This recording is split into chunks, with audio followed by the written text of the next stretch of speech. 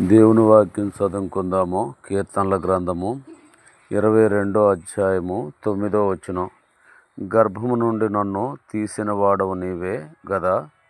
నేను నా తల్లి యొద్ద స్తన్యపానము చేయుచుండగా నీవే గదా నాకు నమ్మిక పుట్టించితివి. చాలు.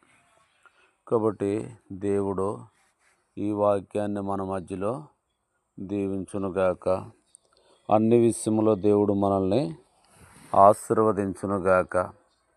కాబట్టి దావీదు విశ్వాసమును గురించి మాట్లాడుతున్నాడు, రక్షణను గురించి మాట్లాడుతున్నాడు.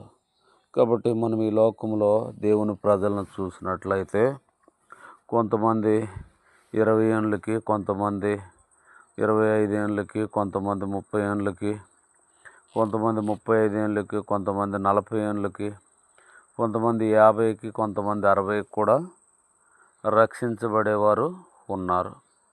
కాబట్టి దావీదు అంటున్నాడు, గర్భము నుండి నన్ను తీసిన వాడవు నీవే కదా అంటున్నాడు.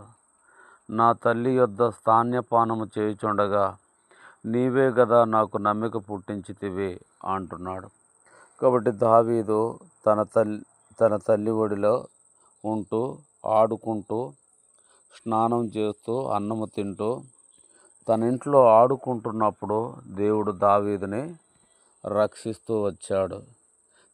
తనలో విశ్వాసం కలిగిస్తూ వచ్చాడు.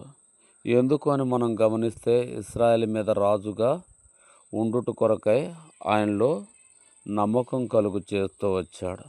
కాబట్టి ఆనాడున్న దేవుడే ఈనాడున్నాడు. మనల్ని దేవుడు ప్రేమతో రక్షించుకున్నాడు.